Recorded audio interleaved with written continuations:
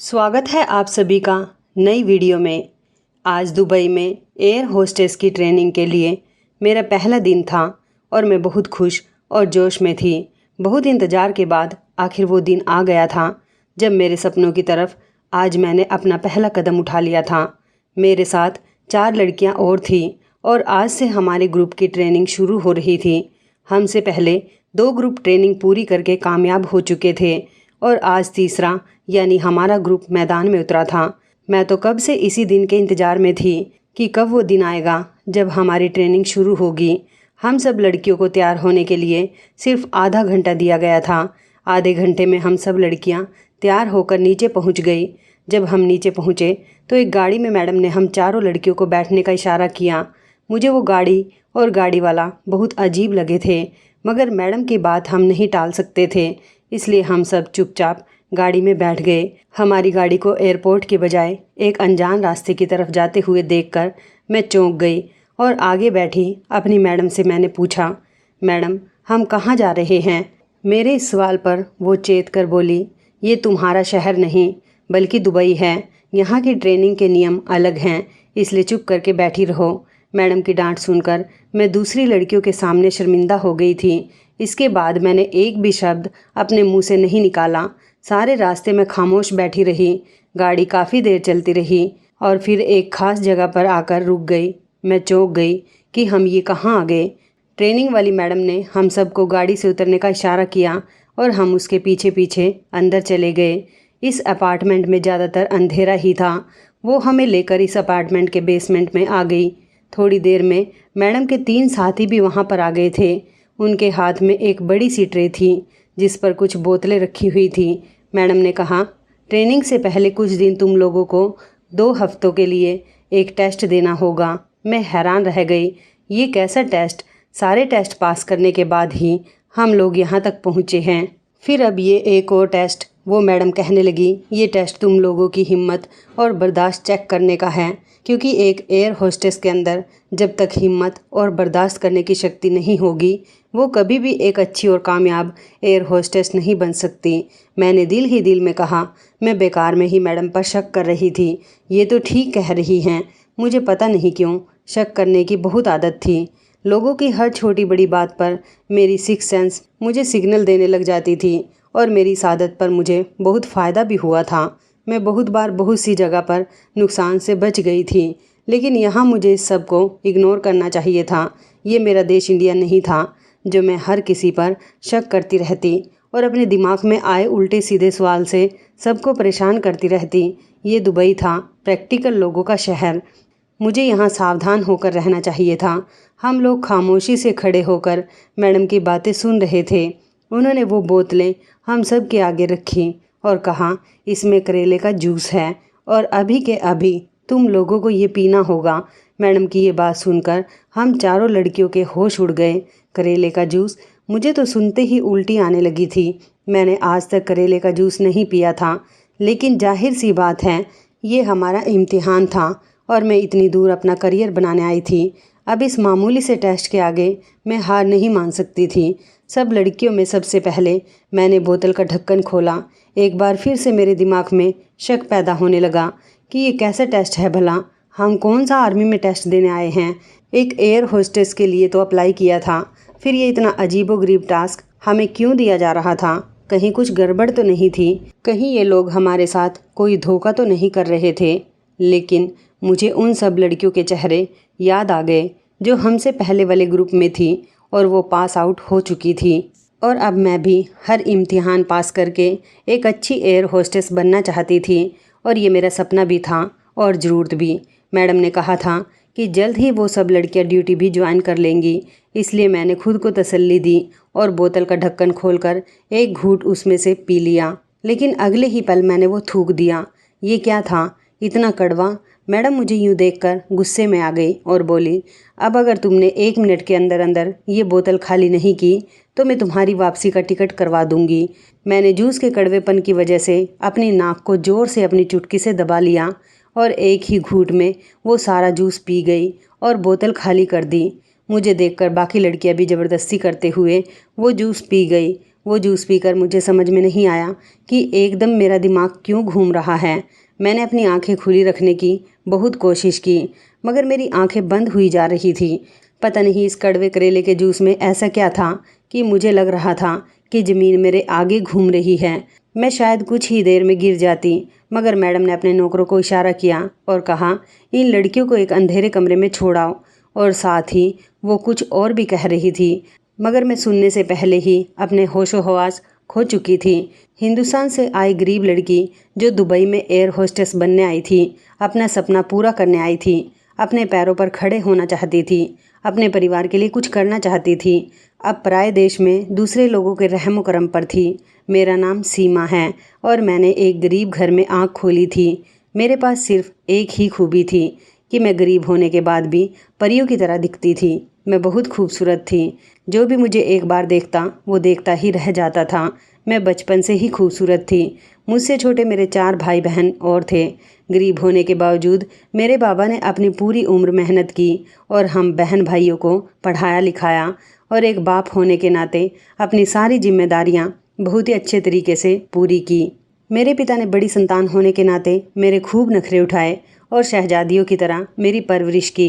मैंने एमए किया ही था कि एक दिन मेरे बाबा को फॉलिस का अटैक हो गया और वो बिस्तर पर पड़ गए। अब सारे घर की जिम्मेदारी मुझ पर आ गई। मैंने एक प्राइवेट स्कूल में नौकरी कर ली, मगर हमारे घर के खर्चे बहुत थे और मेरी सैलरी बहुत कम थी। बाबा की दवाई और घर का राशन और बहन भाइयों की स्कूल की फ़ीस, मेरी तनख्वाह से ये सारे खर्चे पूरे नहीं हो पा रहे थे। मैं ऐसी नौकरी करना चाहती थी जिससे मुझे ज़्यादा सैलरी मिले। मेरी एक कुलीग थी, उसका नाम रचना था। वो एक इंग्लिश कोर्स कर रही थी। जब उसे मेरे घर के बारे में पता चला तो वो मुझसे कहने लगी कि मैं तो ये कोर्स करके देश से बाहर चली जाऊंगी, वहाँ तो पैसा ही पैसा है, तुम भी विदेश में ही कोई नौकरी ढूंढ लो, तुम तो खूबसूरत भी हो और पढ़ी लिखी भी हो, तुम्हें तो बाहर कोई भी जॉब मिल जाएगी। उसकी बात सुनकर मैंने अपने सपने के बारे में सोचा। मेरा एयर होस्टेस बनने का बहुत शौक था। बचपन से ही मेरा सपना था कि मैं एक एयर होस्टेस बनूं। मैं अपने घर में अपने घर वालों को भी कहती रहती थी कि मैं एक एयर होस्टेस बनूंगी और कोई मुझे इस काम से नहीं रोके, क्योंकि हमारे ख़ानदान का माहौल बहुत तंग था। हमारे ख़ानदान की लड़कियों को विदेश जाकर जॉब करने की इजाज़त नहीं थी। लेकिन मेरे बाबा मुझसे कहते थे, मेरी प्यारी बेटी जो बनना चाहे वो बन सकती है। मुझे अपनी बेटी के किसी भी काम से कोई ऐतराज़ नहीं होगा। मैं अपनी प्यारी बेटी के लिए अपने पूरे ख़ानदान से लड़ जाऊंगा। मगर हालात ही ऐसे हो गए कि मेरे बाबा को मौका ही नहीं मिला। मेरे बाबा के इलाज के लिए हमें बहुत सारे पैसों की ज़रूरत थी। इसलिए मैं अपने दोस्त की बातें सुनकर सोचने लगी कि मुझे भी इस देश से बाहर जाना चाहिए और अपने लिए एक अच्छी जॉब तलाश करनी चाहिए, ताकि मैं वहाँ जाकर अच्छे पैसे कमा सकूँ और अपने बाबा के इलाज के लिए भेज सकूँ। फिर यहाँ मेरे बाबा का अच्छे से इलाज हो जाएगा और मेरे भाई बहन भी पढ़ लिख कर कुछ बन जाएंगे। इसी इरादे से मैंने सोशल मीडिया पर नौकरियों के ऐड देखने शुरू कर दिए। मेरी कुलीग रचना मुल्क से बाहर चली गई तो उसने मुझे फ़ोन पर बताया था कि उसे एक बहुत अच्छी जॉब भी मिल गई, उसकी सैलरी भी अच्छी है। उसकी देखा देखी मेरे दिल में भी ख्वाहिश पैदा होने लगी कि मैं भी अपनी आमदनी बढ़ाने के जरिए पर गौर करूं। स्कूल की जॉब के पैसों से तो कुछ भी होने वाला नहीं। बाबा का इलाज, घर के खर्चे और छोटे भाई बहनों की पढ़ाई के खर्चे इतने कम पैसों में नहीं होने वाले। इन सब सोचों ने ही मुझे पागल कर रखा था। मैंने फेसबुक पर ऐसे पेजेस लाइक कर रखे थे जिससे मुझे दूसरे मुल्कों से आई हुई नौकरियों के बारे में पता चलता रहता था। मुझे नौकरी मिलना मुश्किल नहीं था, लेकिन मेरे पास ना वीज़ा था और ना ही पासपोर्ट, इसलिए मैं दिल मसोस कर रह जाती थी। एक दिन मैं यूं ही फेसबुक पर स्क्रॉल कर रही थी। मेरी नज़रों के आगे एक इश्तिहार आया। उस पेज पर लिखा था कि दुबई एयरलाइन में एयर होस्टेस बनने का मौका पूरे हिंदुस्तान से लड़कियां अप्लाई कर सकती हैं, और सबसे अच्छी बात इसमें यह थी कि वीज़ा और पासपोर्ट बनाना कंपनी की जिम्मेदारी थी और टिकट की जिम्मेदारी भी उन्हीं के हाथों में थी। हमारा कोई भी पैसा खर्च नहीं होता। ये इश्तिहार देखकर मैं तो बहुत खुश हो गई। मुझे लगता था कि भगवान ने मुझे मेरे सपने तक पहुंचने का रास्ता दिखा दिया था, क्योंकि मुझे सिर्फ वीज़ा और पासपोर्ट की वजह से ही बाहर जाने में प्रॉब्लम हो रही थी। लेकिन इस साइट में साफ साफ बता दिया गया था कि वह दुबई एयरलाइंस की जिम्मेदारी है। अब मुझे अपना सपना पूरा होते हुए दिखाई दे रहा था। मैंने बिना सोचे समझे अपनी उम्मीदों के सहारे अप्लाई कर दिया। मुझे अपने ऊपर पूरा भरोसा था कि मैं इस टेस्ट में पास हो जाऊंगी, क्योंकि जो खूबी एयर होस्टेस के अंदर होनी चाहिए वो सब मुझ में थी। जितनी पढ़ाई और कद मांगा गया था मेरा कद उतना ही था। जो जो बातें उन्होंने अपनी ऐड में मांगी थी वो सब मेरे अंदर थी। मैं हर रोज़ अपने घर में सुबह शाम भगवान से प्रार्थना करती कि मुझे इंटरव्यू के लिए कॉल आ जाए, और आखिर मेरी दुआ भगवान ने सुन ली। मुझे इंटरव्यू के लिए कॉल आ गई। एयरलाइंस को अलग अलग देशों से लड़कियां चाहिए थी और हिंदुस्तान से सिर्फ 4 लड़कियां चाहिए थी, और हज़ारों ने अप्लाई किया हुआ था और इंटरव्यू के लिए 100 लड़कियां आई थी। जब मैं इंटरव्यू के लिए उनके ऑफिस में पहुंची तो मैंने देखा वहां बहुत सारी लड़कियां थी, लेकिन इतनी लड़कियों को देखकर भी मेरा कॉन्फिडेंस ख़त्म नहीं हुआ, क्योंकि इतनी लड़कियों में से कोई भी लड़की मुझ जैसी खूबसूरत नहीं थी सिवाय एक लड़की के। उस लड़की को मैंने गौर से देखा, वह बहुत खूबसूरत थी। वो हिंदुस्तान की लग ही नहीं रही थी। ऐसा लग रहा था जैसे वो कहीं बाहर से आई हो। मुझे उसे देखकर बेचैनी हुई, मगर फिर सोचा कि इनको 4 लड़कियां चाहिए और उन चारों में से एक लड़की तो मैं ज़रूर होंगी। मैंने भगवान से प्रार्थना करनी शुरू कर दी। मेरा इंटरव्यू हुआ और बहुत अच्छा हुआ। मैंने हर सवाल के जवाब बहुत कॉन्फिडेंस से दिए। इंटरव्यू के बीच में मैं बिल्कुल भी नहीं घबराई। लगभग 3 हफ्तों के बाद मुझे कंपनी की तरफ से कॉल आई कि दुबई एयरलाइंस ने मुझे सेलेक्ट कर लिया। अब मैं वहां जाकर एयर होस्टेस बन सकती थी। इस कॉल के बाद मैं बहुत ज़्यादा खुश थी। मैंने अपने माँ बाप को इस सब के बारे में बताया तो वो लोग भी बहुत ज़्यादा खुश हुए। मेरी माँ को थोड़ी टेंशन भी हो रही थी कि मैं अकेली विदेश में रहूँगी, पता नहीं वहाँ के लोग कैसे होंगे, मैं कैसे सब कुछ मैनेज कर पाऊँगी। लेकिन मैंने माँ को समझा दिया और मेरी माँ भी मेरी बात समझ गई। एक तो ये नौकरी देश से बाहर थी और थी मेरी पसंद की, इसलिए मैं जल्द से जल्द वहाँ जाना चाहती थी और एयर होस्टेस बन के बहुत सारा पैसा कमाना चाहती थी। कुछ ही दिनों में मेरा वीज़ा और पासपोर्ट बन गया। मेरे अलावा 3 लड़कियां और थीं और एक लड़की वही थी जिसके बारे में मुझे यकीन था कि वो ज़रूर इस टेस्ट में कामयाब होगी। उसका नाम पूजा था और दूसरी लड़की का नाम प्रिया था। हम चारों एयरपोर्ट पहुँचे। वहाँ पहले से एक आदमी हमें लेने के लिए खड़ा था। हम चारों की खुशी का कोई ठिकाना ही नहीं था। मैं बहुत खुश थी कि अब मेरे सारे सपने पूरे हो जाएंगे और मेरे बाबा का इलाज भी अब अच्छे से हो जाएगा और मेरे भाई बहन भी एक अच्छे स्कूल में पढ़ सकेंगे। हम सोच रहे थे कि हमें एक होटल में ले जाया जाएगा, मगर हम एक ऊंची और बहुत ही अच्छी बिल्डिंग के एक बड़े से अपार्टमेंट में चले गए। वहां जाकर देखा तो और भी बहुत सारी लड़कियां थीं जो ज़्यादातर पाकिस्तान और बांग्लादेश से आई थी। दुबई ने इस बार एशिया की लड़कियों को भी मौका दिया था। हम सब वहाँ 10 लड़कियाँ थीं। हमें कहा गया कि हम तब तक यहीं रहेंगे जब तक बाकी लड़कियाँ नहीं आ जाती। जैसे ही सब लड़कियाँ आ जाती हैं तो हम सभी लड़कियों की ट्रेनिंग शुरू कर दी जाएगी। इस समय पता नहीं क्यों मेरे दिल में बहुत ही अजीबोगरीब ख्याल आ रहे थे कि हमें यहाँ रखने का आखिर इन लोगों का इरादा क्या था। मेरे साथ आई हुई प्रिया भी मेरी तरह ही डर रही थी, लेकिन पूजा बहुत आराम और सुकून से थी। उसे किसी चीज़ का डर नहीं था। वो कहने लगी कि मैं ये बिल्डिंग घूमने जा रही हूँ, तुम लोग मेरे साथ चलोगे या नहीं। लेकिन मेरा ध्यान अभी सिर्फ इस बात पर था कि ये हमारे घर वालों से हमारी बात कब करवाएंगे, क्योंकि यहाँ आते ही इन लोगों ने हमारे मोबाइल्स ले लिए थे। हमें कहा गया था कि ट्रेनिंग के बीच हमें मोबाइल फ़ोन रखने की इजाज़त नहीं होगी। जब सब एयर होस्टेस बन जाएंगी तो हमें सारी फैसिलिटीज़ मिलेगी। ये बात तो मुझे पहले से ही पता थी कि हमारे फ़ोन ले लिए जाएंगे, इसलिए मेरे समेत किसी भी लड़की को इस बात पर कोई ऐतराज़ नहीं हुआ कि मैं यहाँ पर पहुँचने की खबर अपने घर वालों को दे देती तो वो लोग भी परेशान नहीं होते, क्योंकि मेरी माँ मेरे यहाँ आने से पहले मेरे लिए बहुत चिंतित थी। लेकिन कुछ ही देर बाद हम सब की हमारे घर वालों से बात करवा दी गई। अगले दिन भी 5 लड़कियाँ यहाँ आई थी। अब हम 15 लड़कियाँ हो चुकी थी, इसलिए अगले ही दिन हम सबको इस जगह से दूसरी जगह पर शिफ्ट कर दिया गया, जहाँ हमें पहले दिन दुबई एयरलाइन पर एक लेक्चर दिया गया। मैं तो यहाँ अपने काम से काम रखती थी, क्योंकि पराया देश था। पता नहीं यहाँ के लोग कैसे थे, इन लोगों पर भरोसा किया जा सकता था या नहीं। लेकिन पूजा की कोशिश थी कि सभी लड़कियों से उसकी दोस्ती हो जाए। और तो और हम जिस जगह थे वहाँ के गार्ड से भी वो ज़्यादातर हंसी मजाक की बातें करती रहती थी। एक दिन लेक्चर देने के बाद फिर 2 दिन वैसे ही गुजर गए। हमसे कहा गया था कि लेक्चर में जो कुछ बताया गया है हमसे वो सब कुछ पूछा जाएगा, इसलिए मैंने तो अपनी पूरी तैयारी अच्छे से कर ली थी, क्योंकि मैं हर हाल में एक एयर होस्टेस बनना चाहती थी और अपने घर वालों के लिए कुछ करना चाहती थी। अगले दिन 5 लड़कियां सेलेक्ट की गई। कहा गया कि ये 5 लड़कियां पहले ट्रेनिंग पाएंगी और फिर इन 5 लड़कियों के बाद दूसरे ग्रुप की बारी आएगी और हम हिंदुस्तानी लड़कियां तीसरे ग्रुप में थी। मुझे समझ में नहीं आ रहा था कि ये क्या बात हुई कि हम सब लड़कियां ही यहाँ एयर होस्टेस बनने आई हैं, फिर ये ग्रुप बनाकर हमारी ट्रेनिंग क्यों करवाई जा रही है। पूजा ने मुझे समझाया कि यह हमारा देश नहीं है, कुछ भी उल्टा सीधा इन लोगों के खिलाफ मत बोलो। हो सकता है यहाँ ट्रेनिंग इसी तरह से दी जाती हो। पता नहीं किसने किस अंदाज में ये बात ट्रेनर तक पहुँचाई थी कि हमारी मैडम मुझ पर बरस पड़ी और कहने लगी, अगर तुम्हें हम पर इतना ही शक है और तुम्हें एयर होस्टेस नहीं बनना तो अपने देश वापस जा सकती हो। और उन्होंने सबके सामने मुझे बहुत डांट और फटकार लगाई। मैं बहुत बेइज्जती करवाकर पछता रही थी। मुझे नहीं पता था कि उन्हें हमारी आपस की गई बातें किस तरह पता चल गई थी। पूजा ने कहा कि मैंने तो तुम्हें पहले ही समझाया था, अगर तुम कुछ ऐसा वैसा करोगी तो ये लोग तुम्हें डिपोर्ट कर देंगे। यहाँ इन सारी लड़कियों में से कोई एक लड़की ऐसी ज़रूर है जो यहाँ की खबरें उन्हें देती हैं, इसलिए तुम अलर्ट रहना।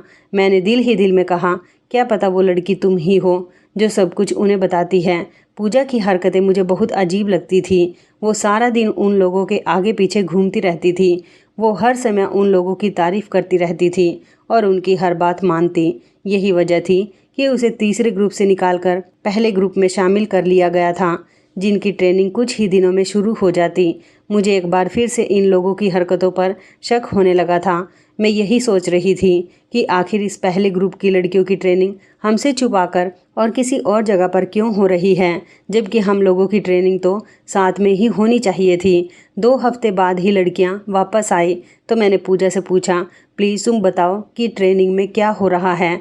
वो मेरी तरफ झुककर मेरे कान में चुपके से कहने लगी, ट्रेनिंग में क्या हुआ है हमारे साथ मैं तुम्हें बता देती हूँ, लेकिन तुम किसी और को नहीं बताना। मैंने एकदम कहा, हाँ तुम मुझे बताओ, मैं किसी को कुछ भी नहीं बताऊंगी। तुम मुझ पर पूरा भरोसा कर सकती हो। मुझे शक हो रहा था कि आखिर वहाँ पर ऐसी किसी खास चीज़ की ट्रेनिंग करवाई जा रही है जो दूसरी लड़कियों को बताने से मना किया गया था। वो मुझे सब कुछ बताने ही वाली थी कि अचानक से मुझे उसके कपड़ों से वाइब्रेट होने की आवाज़ सुनाई दी। मैंने शक की नज़रों से उसे देखा तो वो जल्दी से घबराकर मेरे पास से उठ गई और बहाना बनाकर वॉशरूम की तरफ चली गई। मुझे ऐसा लग रहा था कि जैसे उसने अपने कपड़ों में मोबाइल फ़ोन छुपाया हुआ है।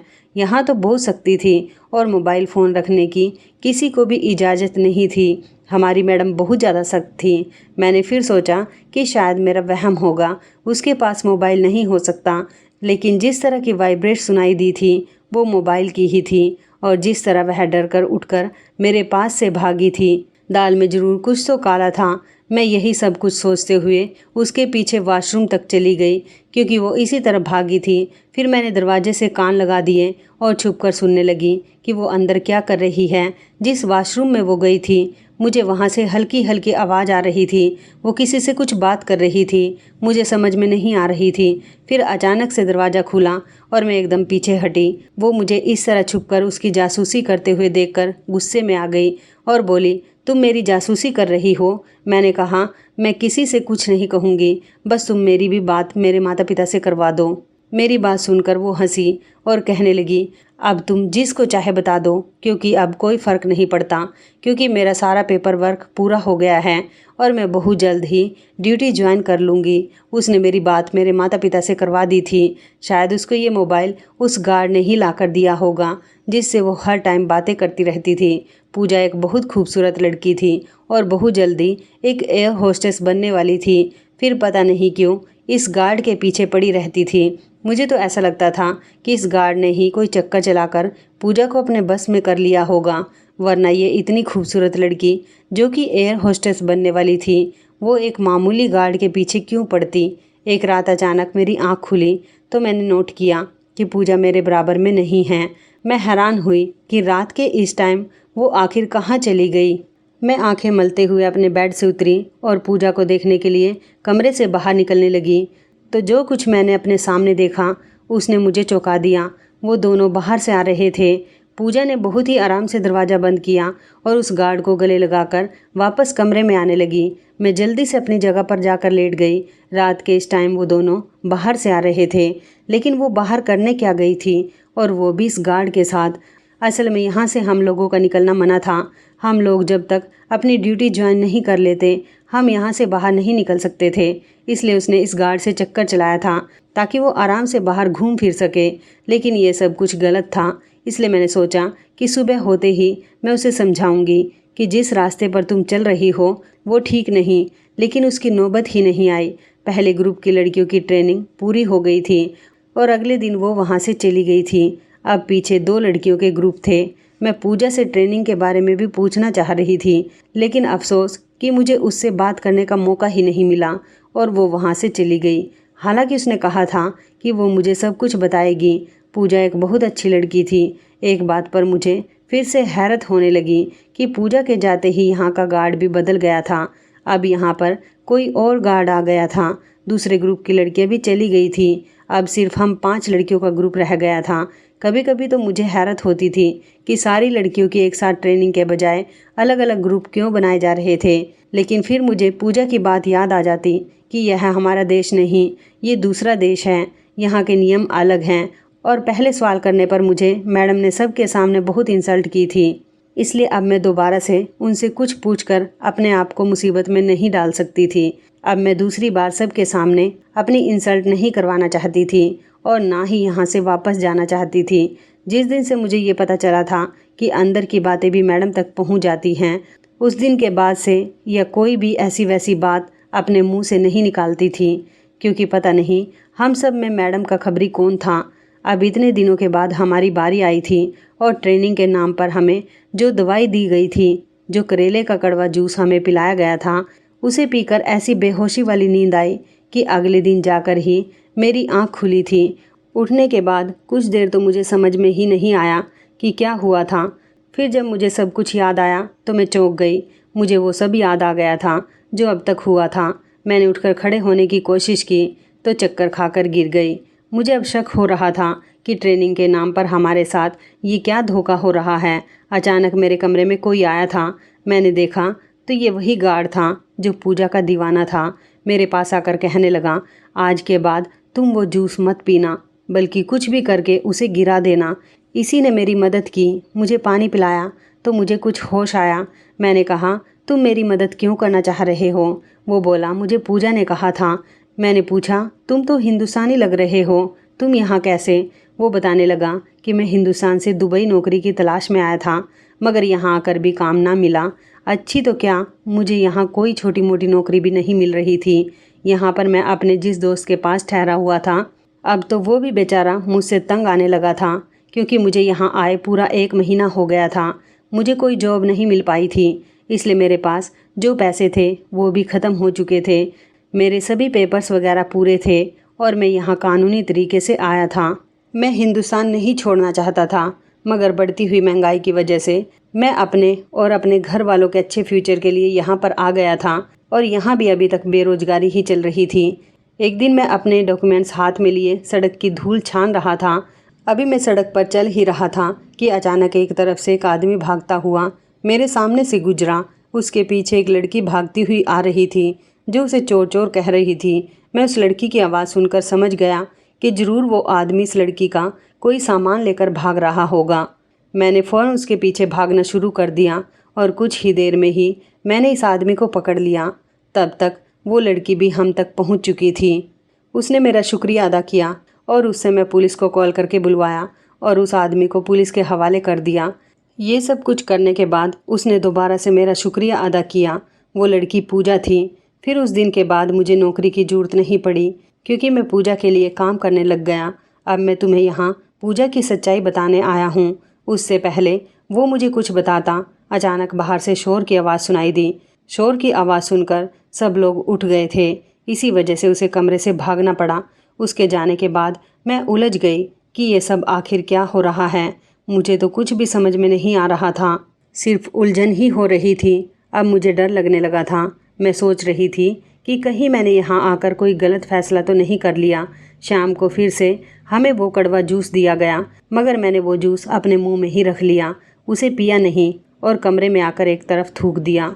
मैंने देखा था कि वो गार्ड मुझे पूजा के बारे में कुछ बताने की कोशिश कर रहा था, मगर उसे मौका नहीं मिल पाया था। 2 दिन बाद हम लोगों को कहा गया कि हमारा पहला टेस्ट पूरा हो चुका है, अब दूसरा टेस्ट पार करना है। उस दिन के बाद से मैंने उस गार्ड को ढूंढने की बहुत कोशिश की, मगर वो मुझे कहीं भी नहीं मिला। शायद उसकी ड्यूटी बदल दी गई थी। अब मुझे शक होने लगा था कि हमारे साथ धोखा हो रहा था। 4 दिन बाद हमें एक गाड़ी में बैठाकर फिर से एक अनजान मंजिल की तरफ ले जा रहे थे। मेरा दिल ज़ोर ज़ोर से धड़क रहा था। मुझे लग रहा था कि जैसे हमारे साथ कुछ गलत होने वाला है। मैंने अपनी साथ वाली लड़कियों को हिला डुला कर देखा तो मुझे पता चला कि करेले का जूस पीने की वजह से वो अभी तक बेहोश थी।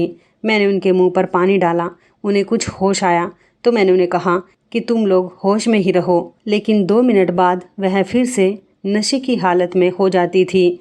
शायद उस जूस में इन्होंने कुछ नशे की दवाई मिलाई हुई थी। अब मैं अकेली इस सूरत में क्या करती? इस कंडीशन में अगर हमारे साथ कुछ उल्टा सीधा होता तो मैं एक लड़की होने के नाते कहाँ तक बच सकती थी? गाड़ी की स्पीड एकदम ही बहुत तेज हो गई।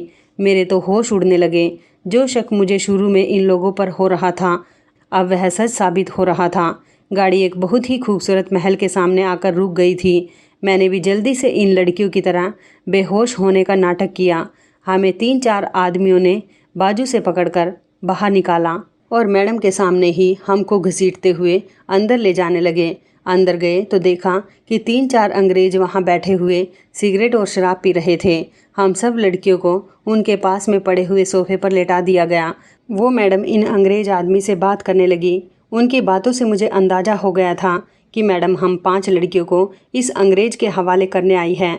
वो कहने लगी, मैंने इनको रोज़ बेहोशी वाली दवा पिलाई है, अभी भी ये लड़कियां होश में नहीं हैं, वैसी ही हैं जैसे हालात में आपने कहा था। वो अंग्रेज आदमी बहुत ज़ोर ज़ोर से हंसने लगा था। थोड़ी देर बाद जब मैडम की और उस अंग्रेज आदमी की डील पूरी हो गई और वो उसको पैसों से भरा हुआ एक ब्रीफ केस देने लगा, तो इस समय मेरे दिमाग ने काम किया, क्योंकि हमारी तरफ कोई नहीं देख रहा था। मैंने अपने पास खड़े हुए गार्ड की पैंट से पिस्तौल निकाली और उन सब की तरफ तान ली। एकदम से वहाँ खड़े सभी गार्ड ने अपने पिस्तौल के रुख हमारी तरफ कर लिए। मैंने उस औरत को निशाना बनाते हुए कहा, जो हमारी मैडम थी, हमारे पासपोर्ट कहाँ हैं? क्योंकि हमारे पासपोर्ट एयरपोर्ट से उतरते ही हम सब से ले लिए गए थे। अभी मैं उससे बात कर ही रही थी कि अचानक से उस अंग्रेज आदमी ने चालाकी दिखाई और भागकर मेरे हाथ से पिस्तौल छीन ली। मैंने बहुत कोशिश की कि मैं वो पिस्तौल उसके हाथ ना लगने दूं, लेकिन मैं लड़की थी और वो एक आदमी था। उसने अपनी जान दिखाकर मुझसे पिस्तौल छीन ली। बारी फिर एक बार उनके हाथ में हो चुकी थी। मैंने मैडम से कहा, हमने तुम्हारा क्या बिगाड़ा है? हम किसी को आपके बारे में कुछ नहीं बताएंगे। उस औरत ने मेरे मुंह पर एक जोरदार थप्पड़ मारा और कहने लगी, इतनी लंबी प्लानिंग करके और इतना पैसा खर्च करके मैं तुम लोगों को यहाँ इसलिए नहीं लाई कि वापस तुम्हें तुम्हारे देश भेज दूँ, बल्कि मैं तो तुम लोगों को यहाँ इस अंग्रेज के पास छोड़कर जा रही हूँ। ये तुम 5 को हमेशा यहीं रखेंगे और तुम लोग हमेशा यहाँ इस महल में कैदी बनकर रहोगी। अब तुम लोग अपने देश, अपने माता पिता के पास जाने का ख्याल छोड़ दो। तुम लोग तो अब हमेशा यहीं रहोगी। मैं बुरी तरह से चकरा कर रह गई थी। ये मेरे लालच की सज़ा थी कि मैं बगैर सच्चाई जाने यहाँ पर आ गई थी। बल्कि सिर्फ मैं ही नहीं, और लड़कियाँ भी तो यहाँ पर आई थी। तो क्या सबके साथ धोखा हुआ था? वो कहने लगी, हाँ, पहले वाली लड़कियों को तो हम उनके ठिकाने पर पहुंचा चुके हैं। अब सिर्फ तुम 5 लड़कियों का ग्रुप रह गया था। हमने तुम्हें धोखे से यहाँ बुलाया ताकि तुम्हारा सौदा कर सकें, और तुम सब की सब बेवकूफ़ लड़कियाँ नौकरी के लालच में आकर बिना सच्चाई जाने हमारी बातों में आकर यहाँ पर आ गई।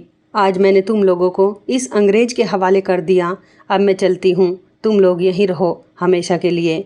वो नोटों से भरा बैग उठाकर जाने ही लगी थी कि अचानक सामने से आवाज़ आई, इतनी जल्दी भी क्या है मैडम? मैंने देखा तो मैं हैरान रह गई। सामने पूजा खड़ी थी, लेकिन उसके साथ बहुत सारे आदमी थे और उन सब आदमी के हाथ में गन थी। वो मैडम पूजा को देखकर हक्का बक्का रह गई। कहने लगी, तुमको तो मैंने बेच दिया था ना, तुम यहाँ कैसे? तुम उस आदमी की कैसे निकल आई? तुम्हारा तो वहाँ से बाहर निकलना नामुमकिन था, फिर तुम यहाँ कैसे? पूजा कहने लगी, मुझसे मिलो, मैं हूँ पूजा फ्रॉम दुबई पुलिस फोर्स। बहुत टाइम से हमारे पास रिपोर्ट आ रही थी कि बहुत से गिरोह हैं जो दूसरे देशों से लड़कियां लाते हैं, उन्हें नौकरी का लालच देकर यहाँ दुबई लाते हैं और फिर बेहोशी वाली दवाई खिलाकर उनको कमज़ोर कर देते हैं ताकि वो अपने बचाव के लिए कुछ नहीं कर सके। और उनके पासपोर्ट और मोबाइल भी ले लिए जाते हैं ताकि वो किसी से कांटेक्ट नहीं कर सके और ना ही यहाँ से वापस जा सके। इसलिए इस खतरनाक गिरोह को पकड़ने के लिए पुलिस ने एक प्लान बनाया ताकि पता लगाया जा सके कि आखिर इस घटिया काम में कौन कौन मिला हुआ है। बस फिर मैं एक हिंदुस्तानी लड़की बनकर तुम लोगों के अंदर घुसती और सारी इन्फॉर्मेशन तुमसे निकाल कर अपने साथियों को देती रही। तुमने पिछले 2 ग्रुप जो लड़कियों के बेचे थे उन्हें हम आज़ाद करवा चुके हैं। अब वो लड़कियां सही सलामत अपने माँ बाप के साथ अपने घर पर हैं। आज बस इस अंग्रेज और तुमको रंगे हाथों पकड़ना था, इसलिए मैं इतने दिनों से चुपचाप तुम लोगों का तमाशा देख रही थी। उसने अपने साथियों को आगे बढ़ने और इन दोनों को गिरफ्तार करने का इशारा किया। उस औरत को यकीन नहीं आ रहा था कि वो रंगे हाथों पकड़ी गई है और अब उसे जेल होने वाली है। अब वो अपनी जीती हुई बाजी हार गई थी। मैंने पूजा का शुक्रिया अदा किया। पूजा कहने लगी, गरीब लड़कियां लालच में आकर ऐसे फ्रॉड का शिकार होती हैं और फिर यही सारी ज़िंदगी के लिए कैद होकर रह जाती हैं। तुम जैसी लड़कियों को सोच समझकर कदम उठाना चाहिए। कोई भी फैसला करने से पहले छानबीन कर लेनी चाहिए और फिर किसी पर भरोसा करना चाहिए। मैंने पूजा से कहा कि तुम ठीक कह रही हो। आज के बाद मैं जल्दबाजी में और लालच में आकर कोई भी ऐसा कदम नहीं उठाऊंगी जिससे मुझे बाद में पछताना पड़े। कुछ ही दिनों के बाद दुबई पुलिस ने हमें वापस अपने देश और अपने माता पिता के पास भिजवा दिया था। ये मेरी ज़िंदगी की एक बहुत ही कड़वी सच्चाई थी। मेरी ज़िंदगी और मेरी इज्जत बाल बाल बची थी। तो इस कहानी के बारे में आपकी क्या राय है, कमेंट करके ज़रूर बताइएगा। दोस्तों, आपको हमारी ये कहानी कैसी लगी, आप हमें कमेंट बॉक्स में ज़रूर बताएं। यदि आपके पास भी ऐसी कोई प्यारी सी कहानी है या फिर ऐसी कोई कहानी जिससे कुछ शिक्षा मिले तो आप हमारे साथ उसको ज़रूर शेयर करें।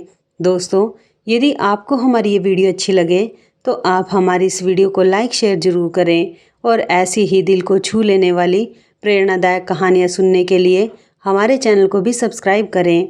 यदि आप हमें फेसबुक पर देख रहे हैं तो आप हमारे फेसबुक पेज को लाइक और फॉलो ज़रूर करें। तो दोस्तों, फिर मिलते हैं ऐसी ही ज़बरदस्त कहानी या टिप्स के साथ नई वीडियो में। तब तक के लिए धन्यवाद। आप सभी अपना ख्याल रखना। आपका दिन शुभ व मंगलमय हो।